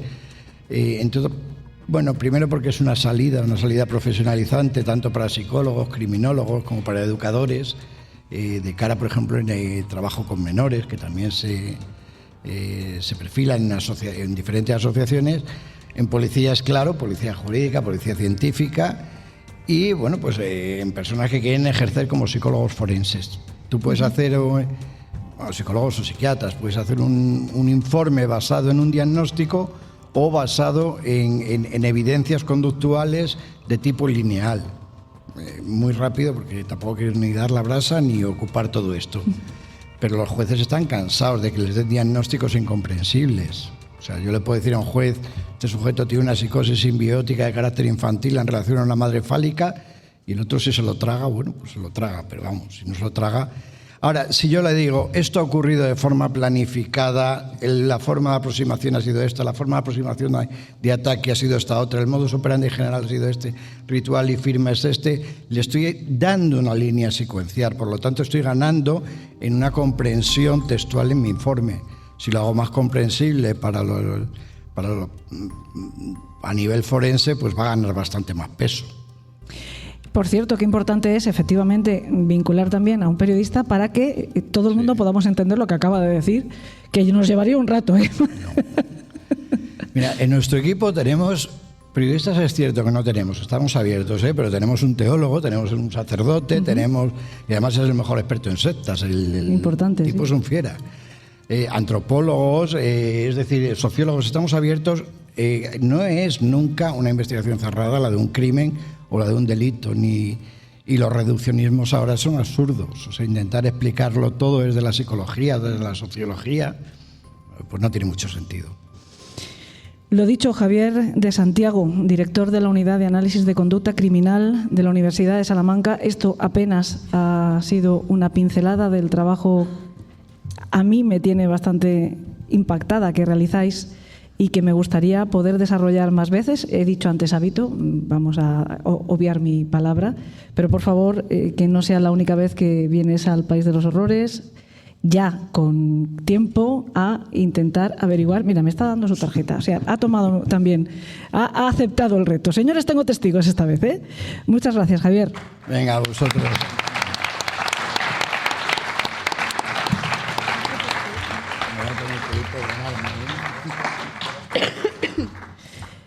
De verdad que me gustaría mucho poder explotar a Javier y a sus compañeros, a ver si tenemos ocasión de volver grabadora en mano a hacer periodismo de campo, porque así, pues, además visitamos la unidad y nos enseñan todo lo que tienen, esos dibujos, y a ver qué puedes aportar tú. Igual también te fichan. Hay algún asesino en serie que hace hecho dibujos. Sí, Gacy, por ejemplo, en la cárcel se dedicaba a hacer dibujitos de payasitos. Hemos hablado de eso muchas veces. De hecho, hace relativamente poco hicimos el programa de Arte Oscuro, donde Victoria Pascual, criminóloga, pues nos ayudó a entender también qué revelaban esos dibujos de algunos de los asesinos en serie más conocidos, más mediáticos, ¿no? Que además eran, muchos de ellos ya habían pasado por el en el País de los Horrores. Insisto, 14 años da para que yo sea ya un poco la abuela cebolleta.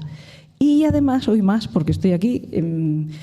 Yo no sé cuántas promociones lleva esta facultad, no sé qué número de promociones ha parido la Facultad de Comunicación de la Universidad Pontificia de Salamanca.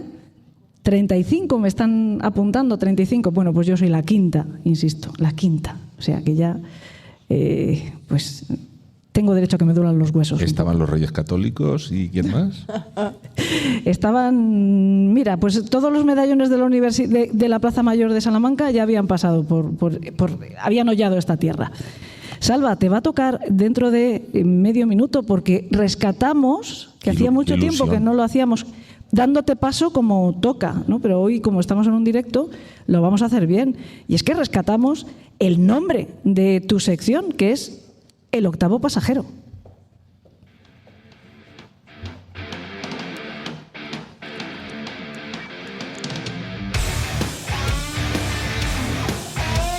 Y además lo vamos a hacer por todo lo grande. Lo vamos a hacer por todo, bueno, lo vamos a hacer por todo lo grande porque tú eres parte de la noticia en esta ocasión. Y no solo eso, que nos hemos permitido, no, vamos a decir las cosas como son. Yo no concebía venir a Salamanca y hacer un podcast en vivo en mi alma mater, en esta facultad, sin contar con Tomás Hijo, por favor.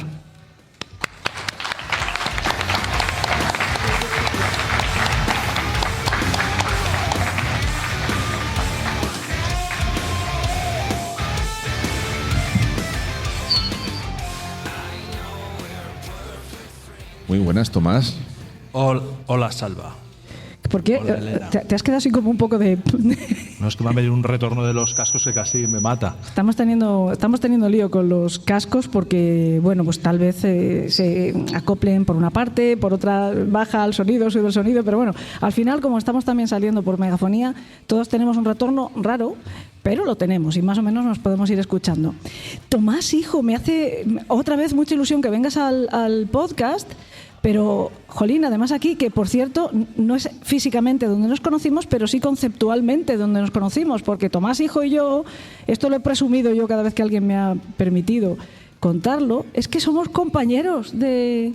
Sí, ahora estamos en una especie de aeropuerto, que es lo que es la facultad ahora, pero tú y yo estudiamos en Hogwarts. Sí, claro, sí.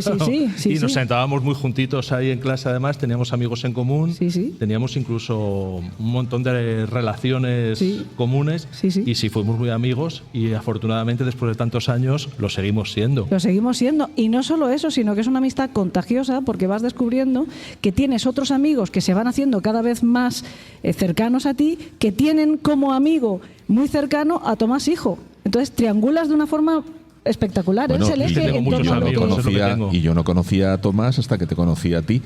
Y luego Tomás me invitó aquí a dar una masterclass y luego resulta que tenemos más amigos comunes por ahí que hacen películas y que hacen podcast y que hacen yo qué sé qué, películas, Guillermo del Toro, Rodrigo Cortés.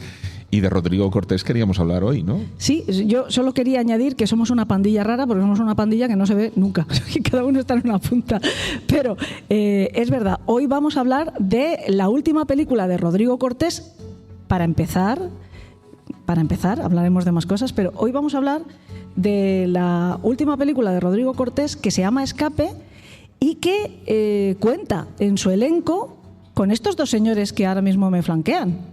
Por un lado con Tomás Hijo, que ha colaborado en esa película, y por otro lado con Salvador Larroca, que también ha colaborado en esa película. Y está ocurriendo algo que es bastante... Elena, también sale Mario Casas, pero bueno, es lo de menos. Pero ¿quién ve? ¿Alguien ha visto a Mario Casas de los que ha visto la película? Yo no. Es una cosa muy graciosa, no, pobre Mario, que además está espectacular en la película. Ha ocurrido algo también muy gracioso, y es que a mí me están viniendo de rebote un montón de mensajes... Porque, entre otras cosas, yo llevo parte de las redes de Salva Larroca. Me están llegando un montón de mensajes que solamente mencionan que aparecéis los dos en la peli. Y digo, ¿y de la peli qué? ¿En la peli qué? ¿No habéis visto nada más? Como decía el famoso bloguero, es lo mejor de la película. No, la peli está muy chula. La peli está, a mí me gusta mucho. Una auténtica maravilla. Hasta nos ha dejado un mensajito, Rodrigo. A ver si podemos escucharlo. Hola, soy Rodrigo Cortés, me disculpo por ello, el director de Escape, película que deberíais ir a ver al cine, qué sé yo, 3 veces, 4 veces, no lo sé, no querría poner tampoco puertas al campo ni límites al cielo. Y quiero mandar un saludo muy afectuoso a Elena en el País de los Horrores y a todos sus secuaces, empezando por la propia Elena, a Salva, a Tomás Hijo y a todos los demás, a los que os deseo una estancia larguísima en prisión. Eso sí, muy felices, muy felices. Es importantísimo, importantísimo, importantísimo. Él es así. Él es sí, efectivamente. No quiero hacer ninguna clase de spoiler, porque no sé cuántos de los que estáis aquí habéis ido ya a ver Escape. Pero tiene como un doble significado este saludo de Rodrigo, estando en Elena en el País de los Horrores, porque que nos desee en la cárcel parece que tiene una buena relación, marida bien con nuestros contenidos, ¿no? Una de dos. Pero atención, que es que también tiene que ver con el propio argumento de la película, que insisto, no vamos a... Bueno, algo tenemos que desvelar para también justificar qué pintan estos dos señores en esa peli. Y nunca mejor dicho. Porque Tomás ha pintado enanitos y yo señores enfadados. Entonces, sí, es verdad. ¿Cómo llegas tú a hacer el cuadro ese tan chulo? Bueno, lo primero que tengo que decir es que Rodrigo y yo somos amigos y entonces hacemos esas cosas que hacen los amigos de tomar cervezas y liarse y venirse arriba en cualquier cosa, ¿no? Entonces, cuando Rodrigo estaba escribiendo el guión, ya tan temprano como eso de la peli, o cuando lo tenía recién terminado, pues surgieron algunas dudas sobre el nombre de los enanos. Yo el tema de los hermanos Grimm, de los cuentos tradicionales, es algo con lo que estoy muy familiarizado y hablamos de eso bastante en una ocasión, ¿no? Y yo no sé si en ese momento, o él ya maquiavélicamente tenía ese plan trazado, pues me propuso... Tratándose de él maquiavélicamente, estoy seguro al 99%. Él lo que me propuso es hacer una imagen que bueno, son los 7 enanitos de Blancanieves interpretados a mi manera, ¿no? A mi estilo. Y entonces es un cuadro que, si veis la peli, en el piso del protagonista, pues se llama N, está presente y tiene cierto protagonismo. Incluso ahí Rodrigo le dedica generosamente un par de planos solamente al cuadro. Un par de planos, detalles. De hecho, los capítulos de la película todos tienen que ver con tus enanos. Además, tú tienes una teoría con los enanos. Sí, hay una leyenda urbana que a mí me fascina. Supongo que todos habéis visto Blancanieves, la peli de Disney. Tengo que aclarar bueno, no sé si experto, pero como conocedor de esos temas, que en el cuento original de los hermanos Grimm los enanos no tienen nombre, ni siquiera tienen personalidades diferenciadas, son una especie de personaje colectivo. Pero cuando Disney hizo la peli le puso a cada enano un nombre, ¿no? Me imagino que alguno, si habéis visto la peli, recordaréis que se llaman Feliz, Mudito, Mocoso, Gruñón. Bueno, hay una leyenda urbana maravillosa que dice que la película se llama Blancanieves por algo, y es porque en el fondo la película habla de la cocaína. Y que los 7 enanos, los nombres de los 7 enanos son las 7 fases de adicción a la cocaína, ¿no? Feliz, Mocoso, Mudito, Gruñón. Y el último de los enanos, no me acuerdo de cómo se llaman los 7, se llama Doc. En español se llama Sabio, pero en la versión original se llama Doc, que es el sitio donde acabas cuando estás metido en ese rollo, ¿no? En el doctor. No va por ahí la película. No, la película no va de eso. Pero es muy notable vamos a ver, con el estilo de Tomás. Yo sabía que Tomás había colaborado, y cuando fui a verlo enseguida lo ves porque es súper reconocible tu estilo y te dedica un buen plano a los dichosos enanos. Sí. ¿No? Pero es mejor el plano que te dedica a ti, porque Salva no solamente colabora con su arte, sino que además sale.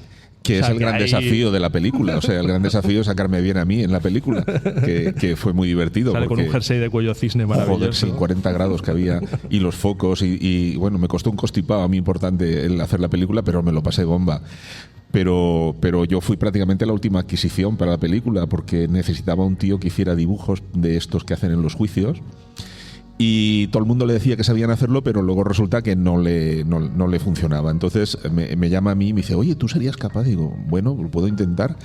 Y la verdad es que fui allí y es una rutina bastante distinta a la que yo habitualmente hago trabajando solo en mi casa y tal. Ahí tienes que estar mirando lo que están haciendo y es hacer dibujos un poco en vivo, ¿no? Lo que pasa es que como tampoco un rodaje es una secuencia continua, sino que se repite muchas veces lo mismo, tal, lo que hice fue sacar una foto para ir encajándome un poco las cosas y hacer el dibujo allí mismo. De hecho, allí mismo se hizo todo el trabajo. Y fue muy divertido. Pues esto es una anécdota mía, sí, es mi rollito. Pero cuenta lo de José Sacristán, ¿no? Vale, sí, era eso. Vale. Yo estoy encajando el dibujo y tenía todo el rato un montón de gente detrás, porque yo era el tapao. A mí nadie sabía qué puñetas hacía yo allí, porque todos eran extras o actores o tal, y estaba un tío allí con un jersey de cuello alto, y yo tenía todo el rato detrás de mí 15 o 20 personas mirando yo lo que estaba haciendo, ¿no? Y en una de aquellas, todo el rato había una sola persona que estaba siempre fija, y al final yo sabía que había alguien detrás de mí y me giro así un poco para ver quién era. Y era José Sacristán, que es el protagonista de uno de los dibujos, y me dice, ¡qué bien dibuja usted! Porque el tío es delgadito y pequeñito, pero tiene un vozarrón que lo flipas, ¿no? Y le digo, hombre, don José, ¿le gusta el dibujo? Dice, puñeta, no me llames don José, llámame Pepe. Y le digo, don Pepe, ¿le gusta el dibujo? Dice, es fantástico. Digo, pues si quiere le propongo un trato. Digo, usted se hace una foto conmigo y yo se lo regalo. Dice, pero por supuestísimo y tal. Y ahí tenéis la foto de Sacristán, lo contento, y mis dos muchachos. Estos son los responsables de todo lo que yo hago siempre que tiene que ver con cosas de Elena, mi sobrino y mi hijo, que también salen de extras en la peli. Y la verdad es que fue muy, muy bonito. Rodrigo fue un amor, todo el tiempo estuvo con nosotros, todo nada muy bien. Y luego dices, y si la peli mola, encima será la hostia, ¿no? Y fuimos a verla al preestreno que hicimos también con Rodrigo, que hacía de maestro de ceremonias presentándola. Y la película es fantástica. A mí me parece una película, eso sí, como dice Rodrigo, inclasificable. Que parte de una premisa que tú tienes que interpretar un poco, porque tú conoces a un personaje en unas determinadas circunstancias, pero nada te hace prever si él de inicio era así siempre o si era de otra manera, sino que es una especie casi que de fábula, ¿no? Sí, la peli yo creo que es una especie de laberinto, ¿no? De hecho, el logo de la peli representa eso, pero además es un laberinto curioso, porque es un laberinto inverso, ¿no? Que va de fuera a adentro, ¿no? Porque lo que el protagonista, y esto no os hago ningún spoiler porque lo vais a ver desde el minuto 1, lo que el protagonista pretende es que lo metan en la cárcel. Sí, es al revés del mundo, sí. Y eso es una premisa muy interesante y la verdad es que funciona muy bien. Lo que dice Salva es totalmente cierto. Hacer una cosa para para lo que sea, ¿no? Para una colección de cómics, para un libro, para una peli, es tan interesante, es tan emocionante y te complace tanto como te gusta el resultado final. Y la verdad es que en este caso es un orgullo enorme el poder estar ahí en la película y pertenecer a un proyecto que estoy seguro de que va a permanecer durante mucho tiempo. Por lo menos del que podemos estar orgullosos, porque no es así siempre. Quiero decirte, a veces te toca hacer cosas con una premisa chula, inicial, y luego es una patata. Eso ha pasado muchas veces, pero en nuestro caso, pues ha resultado ser muy gratificante, ¿no? Sí. No sé si Elena está poniendo imágenes o no. Al final. Estoy poniendo imágenes, lo que pasa es que estoy haciendo lo que puedo. Es que tenemos una pantalla, vamos a explicarlo a los secuaces que nos están escuchando en casa. Como pasa siempre, que en el último momento el ordenador ha decidido declararse en huelga. Entonces estoy tratando de que las veáis los que estáis aquí de la forma más clara, lanzándolas desde la carpeta que tengo virtual, ¿no? En la nube. Porque con la que he traído, que está conectada al ordenador, no hay tutía de abrir las imágenes. Y las de Tomás están en esa carpeta. O sea, ahora ya las tienes, ¿no? No, ahí están todas. Entonces, bueno, si las hacemos grandes, más o menos las podéis ver para ver los enanitos de Tomás. Pero por lo que sea ha decidido que no se deja ejecutar. Entonces, desde el otro sitio más o menos lo estábamos viendo. Ya no me caben más asistentes intentando solucionar el problema a mi alrededor. Bueno, en esas imágenes lo que se puede ver, que yo le he pasado a Elena también, son algunos de los bocetos que hice yo en mi casa para elegir la técnica que luego iba a usar en el rodaje, ¿no? Y los enanitos de Tomás. Los enanitos de Tomás, que los estamos viendo más enanitos de lo que tendrían que ser, porque sí, porque ahí hay como 25 enanitos al final. Pero bueno, entre otras cosas, yo quería también mostrar un poco ese trabajo boceto que hacía Salvador antes incluso de estar en el propio plató. Lo hice para elegir yo a ver cómo iba a enfocarlos, porque no podían ser trabajos demasiado acabados, sino que tenían que ser un poco bocetosos, ¿no? O sea, casi pues cuatro rayas y tal, y al final opté por una que tienes por ahí, que es esa en concreto, que era trabajar con un papel gris de color blanco y negro, lo más sencillo posible que podía hacer, ¿no? Porque bueno, hay gente que en este tipo de trabajos hace cosas con pinturas, otros con acuarelas, pero claro, dada el tiempo que íbamos a tener y el tiempo que esto iba a tener en pantalla, tenía que ser algo como muy suelto, muy rapidito. No podía elaborar una línea súper definida, sino que tenía que ser un poquito bocetado, ¿no? Y aparte de esta historia que estamos contando, de cómo se realizó este trabajo, os he mencionado antes, perdonad porque estoy un poco distraída, se han callado justo, que no colaboran conmigo, no están a favor de obras, se han callado justo cuando me ven que estoy manipulando. Es que creía que ibas a decir algo, porque como ibas hablando. No, yo estaba callada, estabas hablando tú, pero bueno, da igual. Lo que yo quería deciros es que, entre otras cosas, también Rodrigo Cortés resulta que forma parte de esa pandilla desde tiempos inmemoriales, porque también es una persona a la que yo conocí aquí en Salamanca cuando estaba estudiando el mismo año que yo llegué. Y fíjate cómo la vida después te pone en contacto con él de una forma tan sorprendente, muchos años después, tengo la inmensa suerte, como podéis ver, de tener amigos que han llegado muy lejos. Yo siempre me he sentido un poco decimonónica en sí, porque tengo un espíritu gótico bastante desarrollado. Creo que lo manifiesto claramente en Elena, el país de los horrores. Pero yo me acuerdo ya entonces que yo me sentía un poco como esas señoras decimonónicas, mecenas del arte, que invitaban a su casa a comer a los pobres artistas que tenían mucho talento pero poco dinero. Oye, en mi caso tampoco tenía mucho dinero. Si nos quieres invitar a cenar, seguro que Tomás le viene bien, ¿eh? Pues yo contaba con ello. Sí, no, contad yo con también. ello. No me refiero a ese tipo de mecenas, me refiero a cuando éramos todavía estudiantes y yo era igual de pobre que los demás, pero tenía una casa propia, entonces de vez en cuando juntaba a todos estos y hay una buena cantidad de compañeros y amigos que han llegado muy lejos, lo cual pues me enorgullece mucho. Uno de ellos es, bueno, pues lo tenéis aquí, Tomás Hijo, evidentemente, pero hay muchos más. Y yo recuerdo ser amiga también de Rodrigo porque a su vez era íntimo de otro compañero de la facultad, que es Óscar Rodríguez. En fin, que al final, como ese laberinto que está representado en Escape, pues es la propia vida y mira cómo de vez en cuando pues encontramos casas comunes. Seguid hablando mientras yo busco las imágenes de Tomás, que al final las he pasado a mi nube para que las vean como corresponde, por lo menos los que están aquí. A ver si luego me porto bien y en las redes del programa también las comparto para que las puedan ver las personas que nos están escuchando de casa. Yo lo que puedo deciros de la película de Escape es que es, como antes decía, es un poquito inclasificable, pero es muy recomendable también. Es absolutamente atípica y es muy Rodrigo, creo yo. Sí, yo creo que está su personalidad reflejada tanto en los diálogos como en la narrativa, con un montón de ideas. Está basada en una novela ya existente. Sí, una novela de la que se ha separado muchísimo y de eso aquí en la presentación de Salamanca quedó se evidenció de una forma muy particular porque estaba el autor de la novela presente en el estreno. Vicente algo.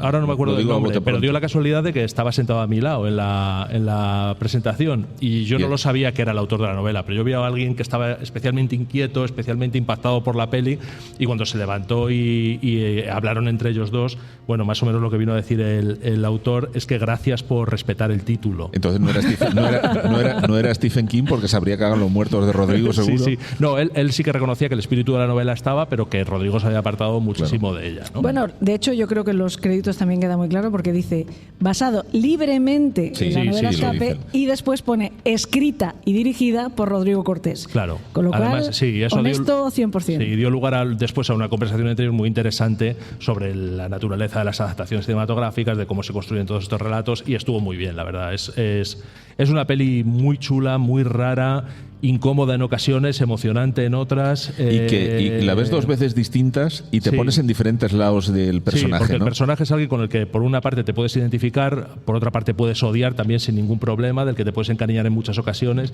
Es una película compleja, como todo lo que hace este tío, ¿no? Porque si habéis leído sus novelas o sus libros de cuentos, todo está presente ahí. 100 ideas deslumbrantes por minuto, todo contado a un ritmo vertiginoso y al final pues componiendo una especie como de mosaico de historias donde si lo conocéis en persona se está escuchando constantemente de fondo su voz. Sí, además a mí de alguna manera me recordaba los cortos primigenios de Rodrigo Cortés, ¿no? Hay un corto maravilloso que además se rodó en estos años extraordinarios de los que está hablando Elena, que se llama 15 días. Sí. Y yo creo que es a lo que más se parece Escape, por lo menos a mí me lo parece, es precisamente a 15 días, que es el corto con el que Rodrigo, bueno, pues despegó definitivamente y ganó. De Valencia. Bueno, ganó todos los premios que había de cortos en aquel momento en España y desde luego yo creo que es una película que se parece mucho. 15 días, creo que estará, me imagino por ahí en redes, lo podréis encontrar, va de alguien que su forma de vida consiste en comprar artículos en la teletienda y después devolverlos antes de que caduque el plazo de devolución, ¿no? Que son 15 días.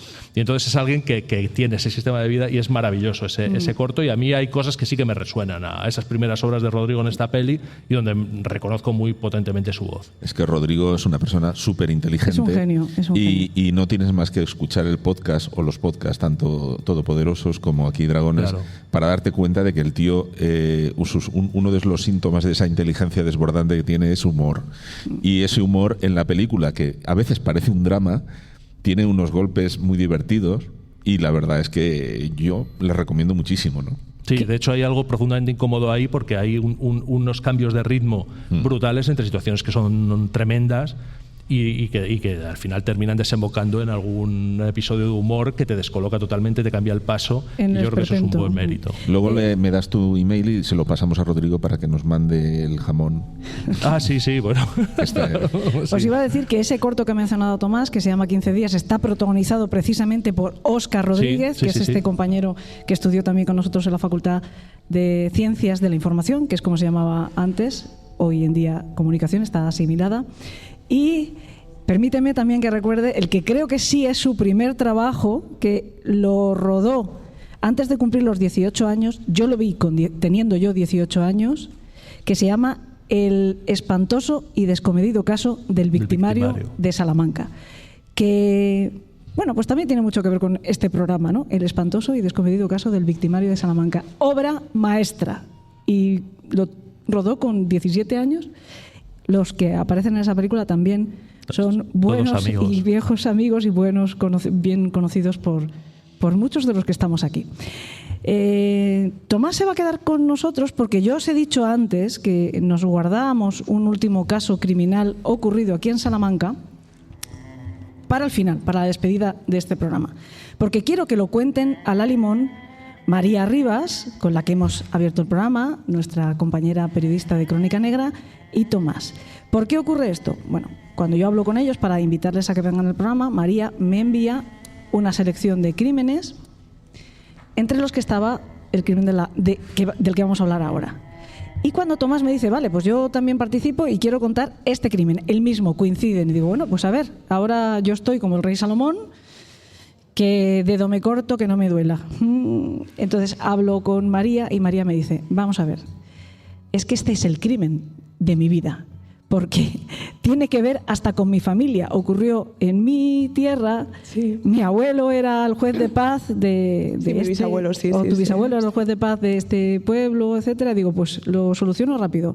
A la limón, en vez de cortar y quitaros a alguno de los dos la posibilidad de contarlo. Además me dice María, es una buena idea porque al final es un crimen de esos que también tienen distintas lecturas. Depende de quién lo conozca, por qué fuente lo conozcas, lo cuenta hacia unas conclusiones o hacia otras. Así que vamos a ver cómo sale este experimento. Yo sin ensayar. Preferiría que empezara María, pero ¿Sí? Solo tengo que decir una cosa, que ha habido pique. Porque ella ha dicho, mi bisabuelo era juez de paz de Tardáguila, que es el pueblo donde sucedió el crimen, ¿no? Y yo le he dicho, bueno, yo no te puedo igualar la apuesta, pero puedo acercarme porque mi bisabuelo era mayoral en la finca de Espino, que está también en Tardáguila. O sea, que nuestros dos bisabuelos estaban en aquel momento allí, cada uno en su cargo y en su función, pero todos los dos tenemos vínculos familiares con el pueblo y con el crimen. Bueno, y además, el crimen, si me permitís decirlo, es el crimen de la Ramona.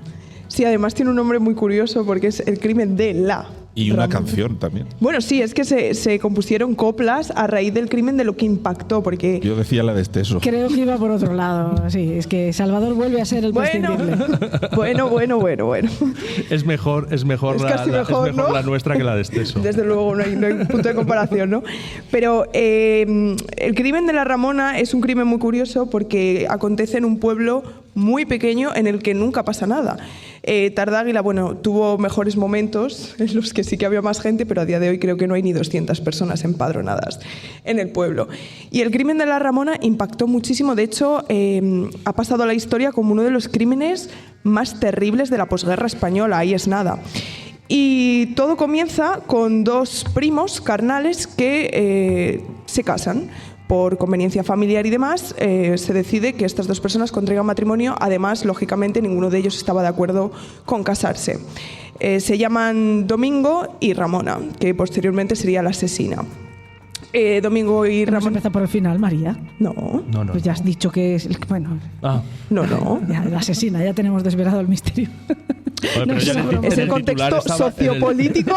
En el titular estaba el spoiler, el crimen de la Ramona. Claro, también. Cuando dices el crimen de la Ramona, puede que la Ramona sea la víctima. ¿Cuántos de los que estaban aquí, ves, ya me están dando la razón? ¿A qué no sabíais que era Ramona la asesina? Pues ya lo siento, no soy yo. Stephen King, ¿verdad? Por lo tanto, pues bueno, ya con los finales Stephen King tampoco deslumbra. Bueno, sí, también es verdad, mala referencia. Seguimos. Pero, bueno, es lo que os decía. Ramona se casa con Domingo y ambos venían de la misma familia y era una familia pudiente. De hecho, eran primos, ¿no? Claro, eran primos carnales, sí.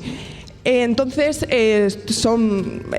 tiene una vida bastante acomodada, pero llega un punto en el que Domingo empieza a gastarse todo su dinero, bueno, el dinero del matrimonio, en apuestas, en bebida, en juegos, y esto empieza a encrispar un poco a Ramona. Y todo termina por colmar en el momento en el cual Domingo, para hacer un poco frente a todas esas deudas por culpa de sus adicciones, vende una tierra que era de Ramona.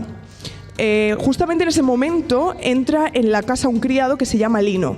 Lino es muy joven, tal y como relatan las crónicas, era muy guapo también, y Ramona empieza a encandilar a Lino. Todo esto, lógicamente, a espaldas de Domingo. Ramona, cuando Domingo se iba, tonteaba con Lino, y su objetivo era que Lino se enamorase de ella. Una noche, después de muchos meses de estar ahí tira afloja, con la excusa de enseñarle unos moratones que tenía en la pierna, Ramona y Lino consuman su amor. Todo esto, lógicamente, Domingo no tenía ni idea. Y este fue como el detonante, ¿no? La chispa que hizo que se empezara a planear el crimen. Totalmente, meses después, forjándose en las sombras este asesinato, llega una noche en la que, después de cenar los tres en el domicilio de Domingo y de Ramona, Domingo se queda dormido en una mecedora, en una silla. Momento el cual aprovechan Ramona y Lino para perpetrar el crimen. De un hachazo le rompen el cráneo y esto provoca la pérdida de masa encefálica, es una muerte inmediata. ¿Qué pasa? Que ellos, lo primero que se les ocurre para deshacerse del cadáver es enterrarlo donde estaban los cerdos. Y eso es lo que hacen, entierran el cadáver en el establo de los cerdos. Claro, pero Tardáguila es un pueblo pequeño, aunque antes tuviera muchos habitantes, bueno, muchos, entiéndase. La gente empezó a preguntar por Domingo, ¿dónde está Domingo? ¿Qué ha pasado? Y Ramona se convirtió en una actriz cuanto menos digna de Goya, porque decía que Domingo se había ido con la querida. La querida es como se llamaba antiguamente a los amantes. Decía que se había ido con la querida, y además, de hecho, tal fue el punto al que se llegó con el papelón, que falsificaron una carta escrita por Domingo para enseñárselo a la familia de que se había ido a Argentina con la amante, y cada vez que pasaba algo que pudiera remitir a un viaje, tipo pues antiguamente los carros de caballos y demás, Ramona montaba el expolio en medio del pueblo y decía: ¡ay, Domingo, que se me ha ido con la querida, que se me ha ido con la querida! Claro, la familia empezó a sospechar un poco de esto porque no les cuadraba que Domingo se hubiera ido. Había algo que no. Y además a todo ello se le sumaba que aquí es donde empiezan a entrar un poco las vertientes ajenas, que esto lo cuenta mi abuela, que cuando la gente iba a casa de Ramona y de Lino, había un olor, lógicamente propio de la putrefacción del cadáver, había un olor muy, muy fuerte y muy intenso, que Ramona achacaba a que habían matado una cabra y la cabra se estaba secando, y que el olor ese a descomposición era de la cabra, emanaba de la cabra. Claro, pero es lo que os digo, la familia empezó a sospechar, lo que llevó a que la familia de Domingo, y por ende la de Ramona, interpusieran una denuncia por desaparición. Empezaron a investigar y llegaron al domicilio y, lógicamente, se descubrió el cadáver.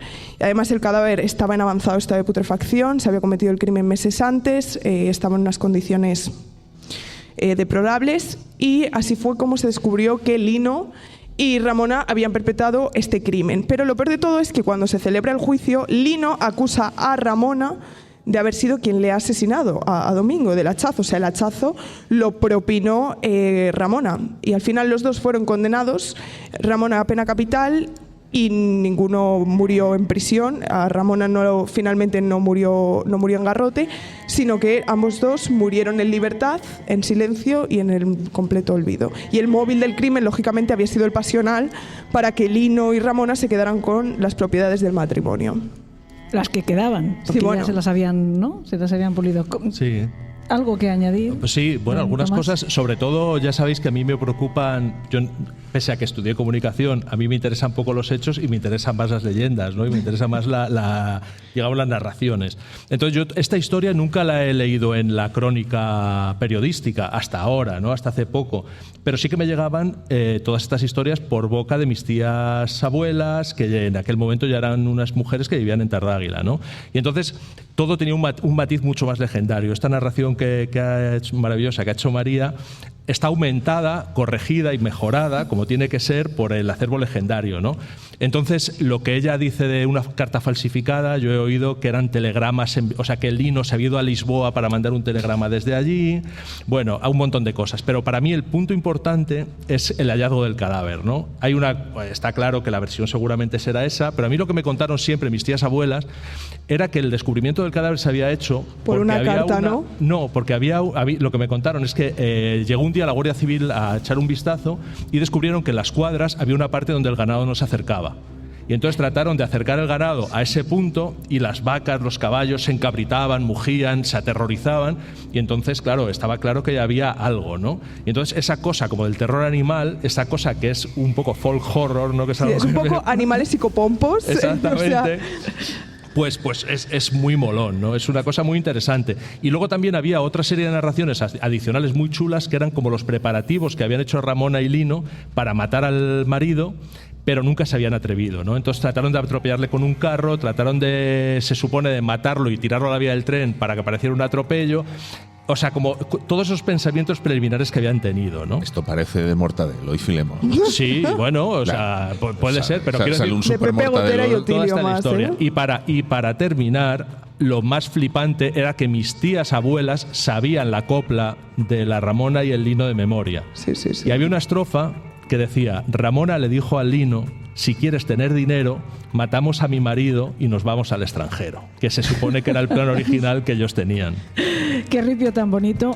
Si tienes la copla completa, quédate en el segundo programa, que es el que vamos a grabar a continuación, que es el que escucharán nuestros mecenas la semana que viene, y nos la cuentas entera, porque ahora sí hemos robado unos minutos al siguiente que viene para seguir celebrando este centenario de la radio aquí en la Facultad de Ciencias de la Comunicación de la Universidad Pontificia de Salamanca, y nos tenemos que marchar ya, por supuesto. No sin antes dar las gracias a María Rivas por acompañarnos, a Tomás Hijo, a Salva La Roca. Yo quería cantar la de la Ramona. Nos despedimos, en vez de sintonía te ponemos a ti cantando. Y por favor, dejadme que le dé las gracias, además a las profesoras de radio, a Chelo y Aurora, a José Mena, que también nos ha echado una mano con el tema técnico. Un agradecimiento muy especial a una máquina de la radio que nos ha acompañado y ha hecho que podamos hacer este directo, un fuera de serie, que es Dani Mena, que ha sido nuestro técnico hoy aquí. Un futuro brillantísimo. Creo que te he cambiado el apellido, he dicho Dani Mena, pero no, Dani Morán, ¿no? Morán. Te he cambiado el apellido con el técnico que lo he mencionado antes, José Mena. Dani Morán. Como digo, un futuro brillantísimo, que no es un futuro, que es un presente, como hemos podido disfrutar todos. Y por supuesto, muchísimas gracias a los que habéis estado aquí en el hall de la Universidad, de la Facultad, acompañándonos. Gracias también a nuestros secuaces y desearos, como cada episodio, que tengáis dulces sueños.